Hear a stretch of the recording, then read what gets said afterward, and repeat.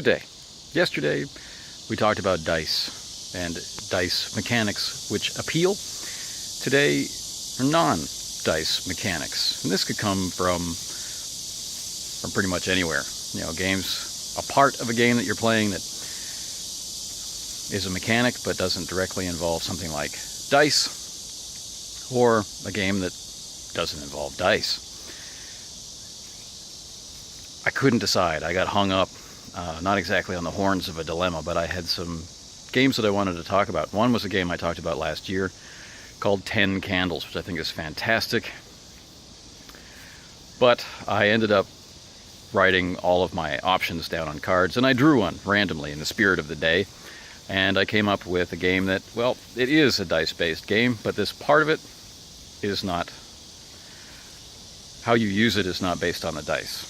So what am I talking about? I'm talking about a game called Broken Rooms. It's by a company called Graymalkin Designs. They haven't been very busy lately, but there's, you know, rumbles in the background that maybe something is happening, which would be fantastic.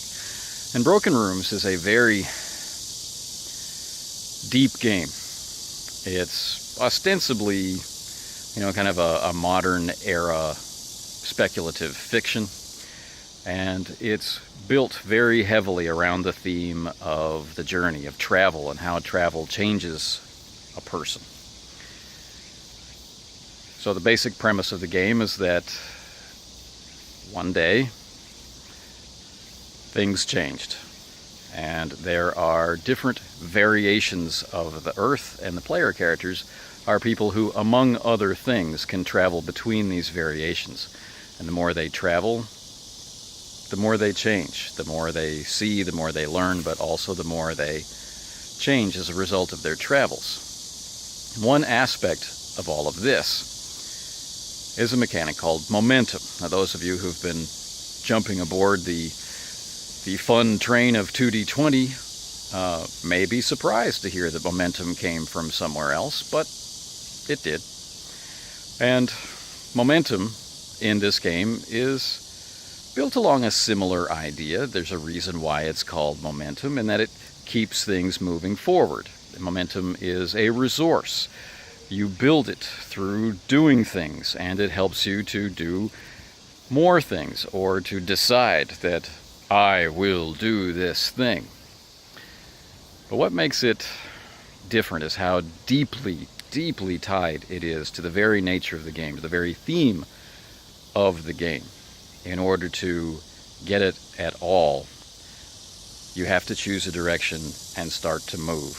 And then once you move, it begins to accrue. And then once it accrues, you begin to change, and you begin to look at problems differently, because there are more things that you can do as you grow and develop as someone on a journey. And people begin to mark you out as being different because you have been on a journey and you've built this momentum. You have a sense of what you can do, and you have a sense of when you want to interfere. And when you're ready to stop traveling for a while, you can spend all of it and make some kind of dramatic impact, or you can keep that train going, building and building and building. The choice is in your hands. And I like what this does to characters. I like what this does in a scene, and I like how this so perfectly mirrors what's going on in the main meat of play, and how it will keep you moving in a direction of discovery and travel, overcoming barriers to the vistas beyond. I think that's fantastic.